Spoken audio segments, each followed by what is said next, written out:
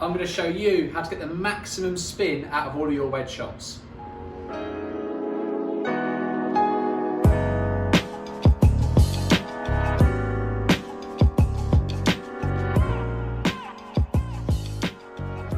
Hello, I'm Gary Monroe and I'm here at the amazing Pitch London, and today we're going to show you how to maximise your spin on all of your wedge shots around the greens.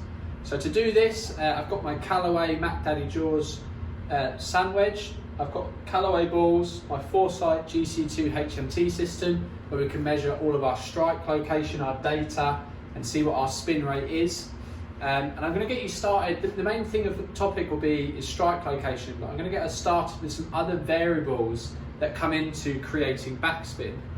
So first of all, the club face has to be clean, and it has to be a premium golf club. You can't be using a 10-year-old golf club with muddy, rusted grooves that haven't been cleaned in a long time. They need to be clean, they need to be sharp, and the golf ball you're using has to be good. It has to be a soft golf ball where it can gather enough spin, such as a Pro V1 or a Callaway Chrome Soft.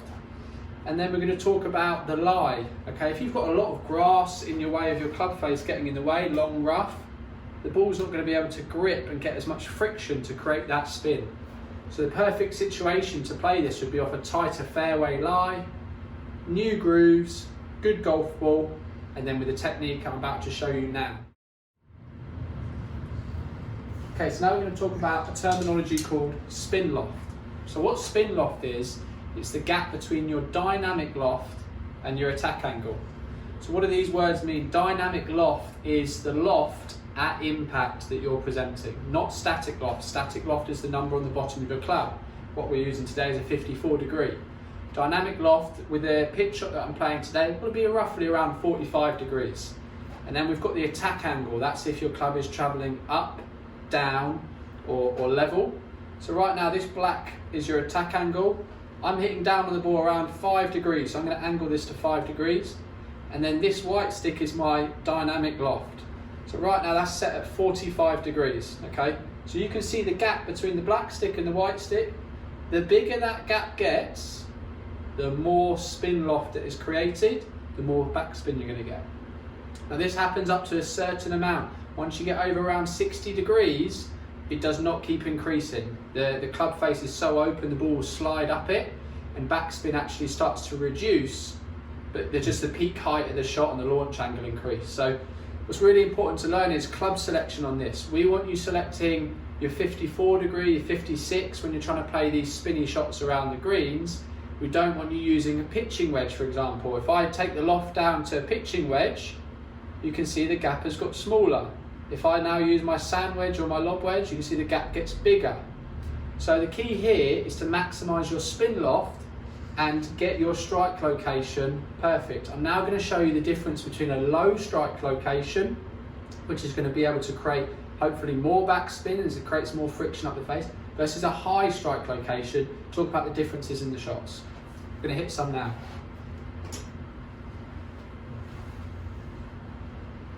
I'm going to start off with some hitting low strike locations.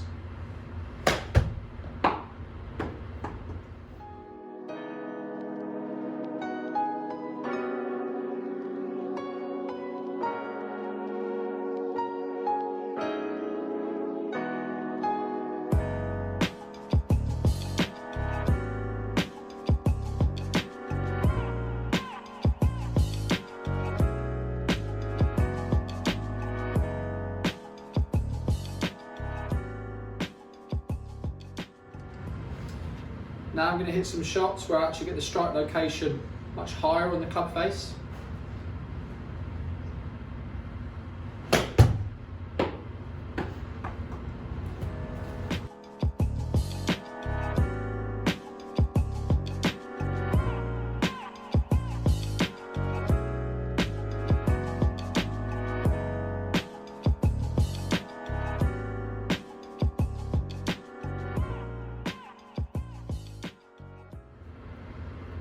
Okay, so to show you where I've just hit those golf shots, the low strike locations are coming between groove 2 and groove 3, so you can see where that is. Okay, where I put the T-peg, and the higher strike locations are between groove 6 and 7. So we've gone from low to a higher position just there, and we can see the results now. Okay, so having a quick dive into the numbers now and seeing the difference. The clubs that are selected in red are the low strike location, and the blue are the higher strike location. So having a look at that ball data, you can see the ball speeds are actually very similar coming off the club face. And then if you go over to the launch angles, there's a big difference on the launch angle. So the lower strike location is launching much lower versus the higher strike is launching higher. This is because there's more loft as it goes higher on the club face, versus whilst you're hitting it lower on the club face, it's gripping lower, and then the trajectory is starting much lower, a little bit like a driver. When you hit that off the bottom of the face, it starts slightly lower and then rises. Now backspin, this is the whole point of this test that we're doing now. Your backspin rate is 5,500 with my strike location slightly low. Now you have to mark over here, we've got strike location with our HMT, which I'll show you shortly, but that 5,500 is a lot for this distance. Now the strike location, when it climbs higher on the club face, look how much it drops. It's dropping down to nearly 4,000 revs. That's 1,500 revs of backspin that is changing. So what this is going to do is it's going to change how quickly it stops onto the green and the ability to play that really high spinning shot. You can see this is a fair test on the carry distance on the right hand column. They are carrying very similar yardages, around 31, and then the bottom was carrying 34. Now if we have a look at the club data, we can start to see strike location and also the efficiency. So the efficiency section here, one of the secrets to wedge play is controlling how fast the ball comes off the club face. We're looking for a smash factor or efficiency of 1.0 inside shots of around 50 yards and less. So these are really good from both styles of shots that we're able to create that. And I've tried to keep it as equal as I could with the attack angle and the other contributing factors. But if we scroll over to the far right hand side, we can see the face impact. So we are averaging on the lower strike location 11 millimeters low on the club face. Okay, that is from the center part. So you can see that's coming off groove 2 and groove 3 on the club face, versus the high strike location is coming off on average 4 millimeters higher.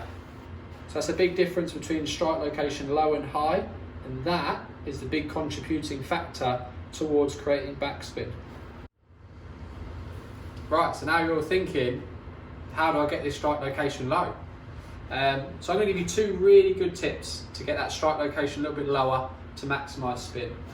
Now when you experiment with this, there will be a couple that come out too low on the club face and they come out shooting like a rocket and they're thin. That's just part of your learning. So don't be afraid to try and work on this to get that strike location lower. So how are you going to do it? Tip number 1, right? I want you to picture that golf ball, when it's on the floor, is on a glass table. Right, so the ball is resting on a glass table. Now for your angle of attack, we want the club to be coming in fairly shallow. So shallow means the club is staying quite low to the ground as it comes in to hit the ball. This would be steeper, so the club's coming from a high position to low. We want the club to come in relatively shallow. That's going to help get that strike location lower on the face. So if you pretend that the floor is a glass table, I want you to take as little of a dent out of that glass table as you can. Now if you're hitting, it's like lighting a match really, the sound that you're after as the club comes through there.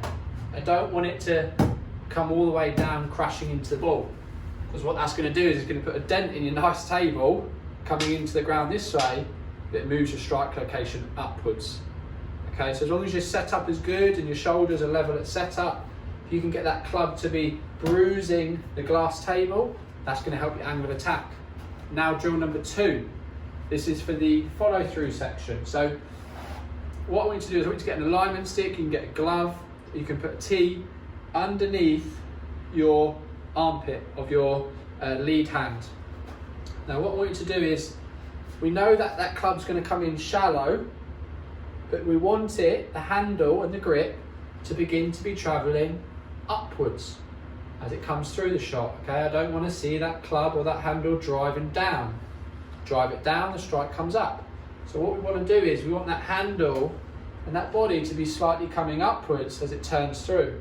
So by keeping this stick under here, what that's helping do is it's keeping my left arm connected, it's keeping the handle starting to rise up, which means the club is beginning to rise up, strike location gets lower, right? This piece is really important because it's going to add acceleration because you're using your body, but it's going to keep the low point consistent. This is how you get consistency, so you'll be able to hit the same spot on the face. If you're coming crashing down into the golf ball and you're going to create a big divot, then that's going to make it even harder for you to get that feeling of the upwards with the handle. So priority one, glass table, like the match. Feel like the club is grazing the glass table. And then number two, keeping that left arm in. If the left arm comes away from you, see it goes outwards and the stick drops. The handle's going forward and down. Strike location gets high, not as much spin. So the two main things, pretend the ball is on a glass table. You're trying to get that club to come down and just bruise the glass table. Don't be cracking it. It's like that lighting the match sound. That club's going to come in and light the match. And number two, make sure you put something under your lead arm. It could be anything from a stick to a T-peg. Keep that connection on the way through, and that's going to guarantee those good strike results. Thank you for watching today's video. Please like it, please comment and tell us, is this improved your game? Are you spinning the ball more than ever? Let us know down below, and feel free to subscribe. All of our content that we're doing down here at Pitch is designed to help you with your golf, and it's absolutely free.